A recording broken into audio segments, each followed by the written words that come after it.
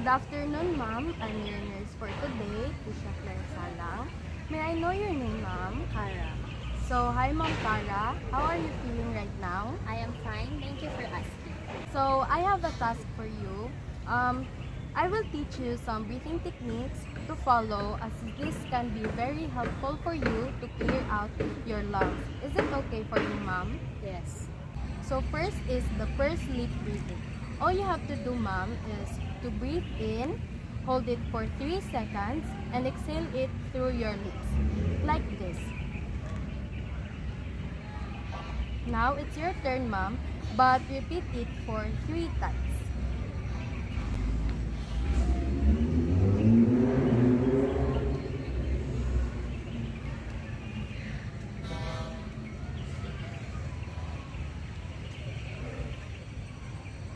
Next is the coughing and deep breathing. So in this exercise, we will need a pillow to be placed in the abdomen. So the first thing that you will do is to inhale through your nose and exhale the air by coughing 2 times. So during the procedure, press down the pillow to your abdomen like this.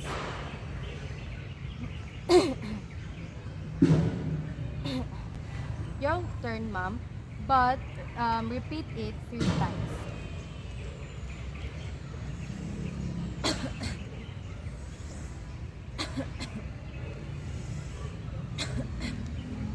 The last technique is huffing. This technique is almost the same with coughing and deep breathing. The only difference is that we will do this technique without a pillow.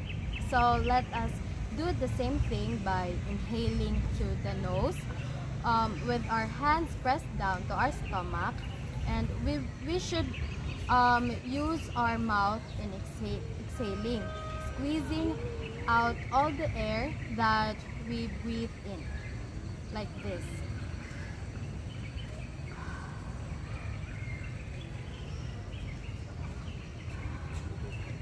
Your turn, ma'am, but repeat it 3 times.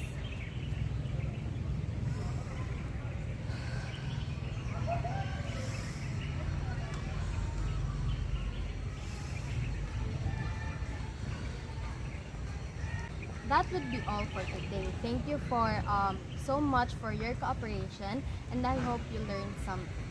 Thank you.